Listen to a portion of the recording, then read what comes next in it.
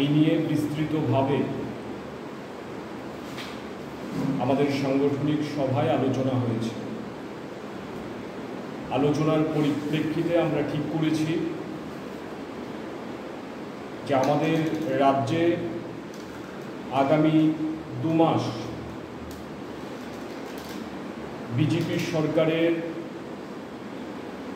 সরকারি স্কুল বন্ধ করে দেওয়ার যে প্রচেষ্টা, তার বিরুদ্ধে একেবারে বৈষম্যমূলক ব্যর্থ বিদ্যাজ্যোতি প্রকল্প বাতিল করা, স্কুল কলেজে শিক্ষক সংকট চলছে, ছাত্রছাত্রীরা প্রায় প্রতিদিন রাস্তায় নামতে বাধ্য হচ্ছে।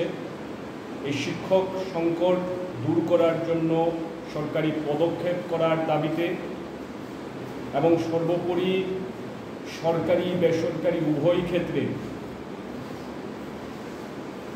দারুণভাবে ফি বাড়ছে, পড়াশোনার খরচ ক্রমশ বেড়েই চলছে, তার সঙ্গে বিভিন্ন কোচিং সেন্টারের দাপাদাপি সারা দেশের সাথে এটা ত্রিপুরা রাজ্যের মধ্যেও বেড়েছে।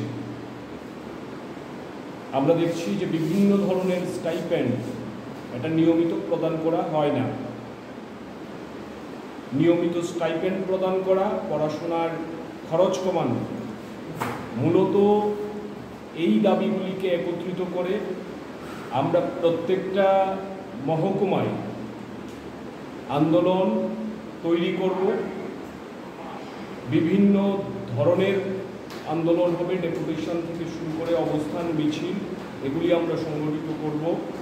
আমাদের রাজধানী আগরতলা শহরের মধ্যে আমরা লাগাতার এই ইস্যুগুলিতে আমাদের আন্দোলন চালিয়ে যাব এবং 5ই সেপ্টেম্বর আমরা প্রাথমিকভাবে আলোচনা করেছি শিক্ষক দিবসে আগরতলা শহরে আমরা শিক্ষা ভবন চলো অভিযান সংগঠিত করব এবং এর মধ্য দিয়ে আমরা জবাব চাইব এই রাজ্যের সরকারের কাছে।